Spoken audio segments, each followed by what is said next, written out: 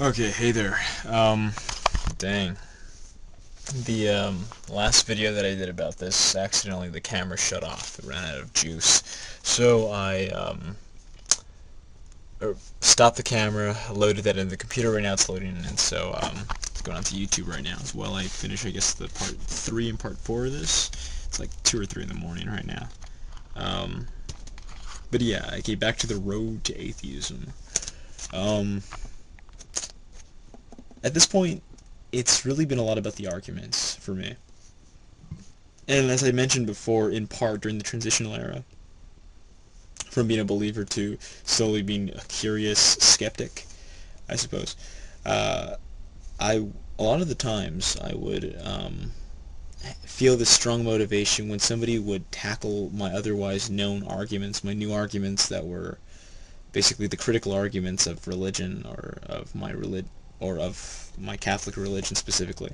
Um, I would sort of feel as though they were attacking me personally, if when they were attacking those arguments, when they were just arguments. And as I've done more and more reading about atheism, I'm learning and at least gain the understanding, in my opinion, because I know not everybody will agree with this point, that atheism is not a worldview. George Smith, again, I'm using this author, and also Michael Martin, a brilliant philosopher of atheism, um, they brilliantly articulate the point of what that atheism is not a worldview attached with its code of ethics and moral principles and uh, objective or subjective philosophy about theories of knowledge and things. It's really all it is a simple statement of in the negative.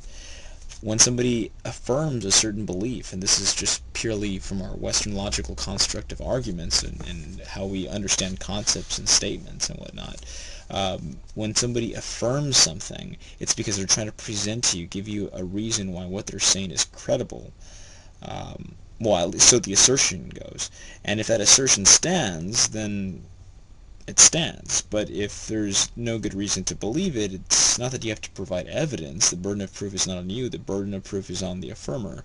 So, um, therefore, the criticizer, in this case, the person affirming the negative, um, doesn't, I mean, that alone, atheism as construed as only the lack of a belief, does not require any positive evidence, unless of course you build your own positive philosophy on top of it. So at times there will be in many videos that I've heard, William Lane Craig or Lee Strobel. Oh, I think Lee Strobel. I can't remember.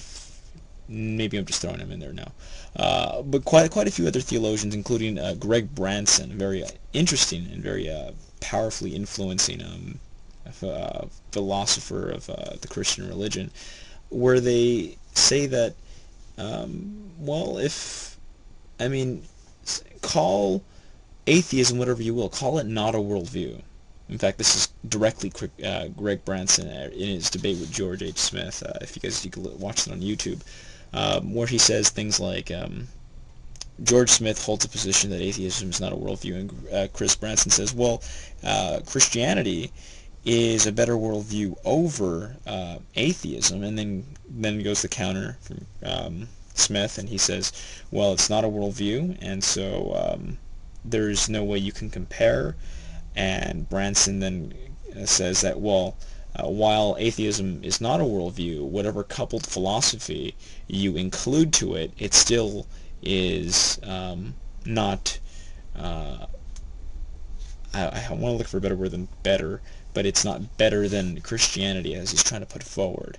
It's not as useful, or I forget how he argued it specifically, but that basically, yeah, you would prefer the Christian religion over any sort of a worldview of atheism with its adapted philosophy, because there is no sort of here goes the criticism from the religious to the non-religious in this case, because atheism has no relative standards of morality, has no objective standards of morality, and only relative standards, then how could somebody be justified in holding, let's say, such a moral statement like you shouldn't kill only if, I mean, and for the atheists, this is how the criticism goes, that they would have to be held to the position that somebody is only um,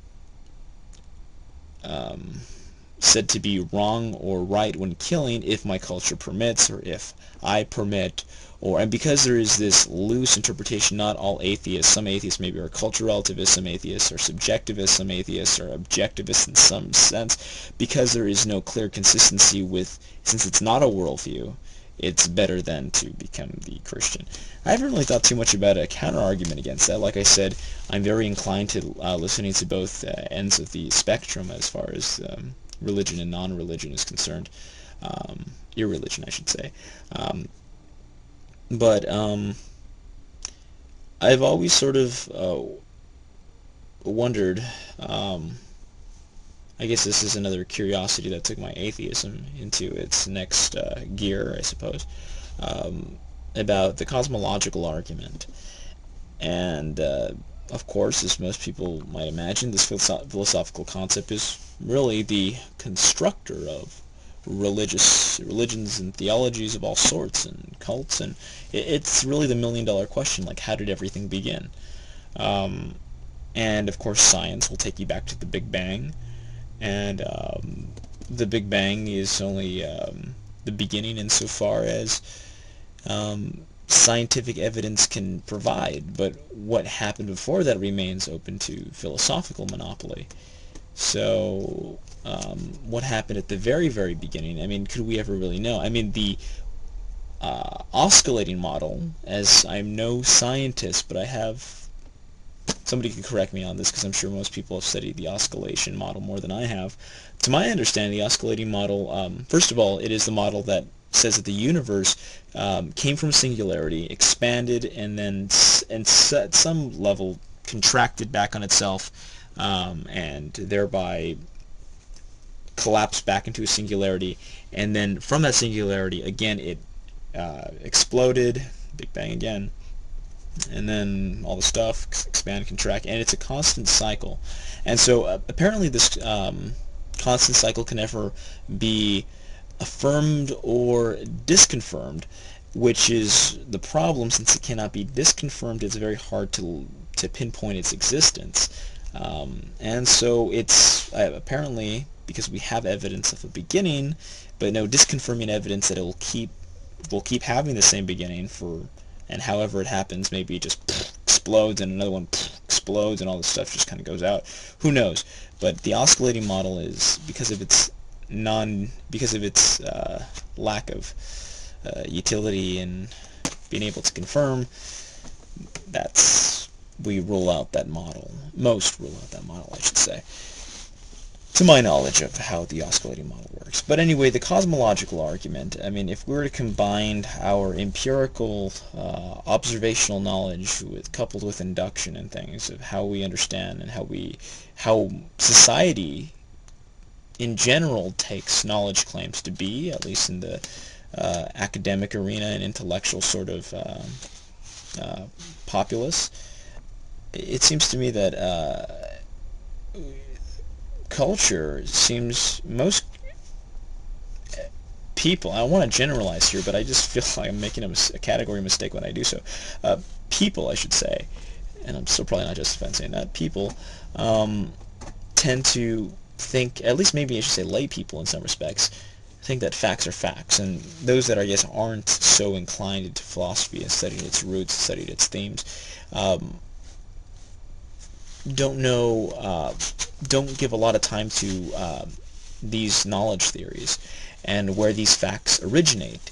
And all of our scientific facts, if we, I don't know, somehow intertwine our philosophical perspective with science now, science is, in its purest, empirical evidence. We are looking at patterns in nature and observing them and recording them, and recording what we see, and what we see are the repetitions in, let's say, cellular division, and nature hasn't gone out of its course in its in focusing on this particular process of cellular division. So therefore, until proven otherwise, it seems to me that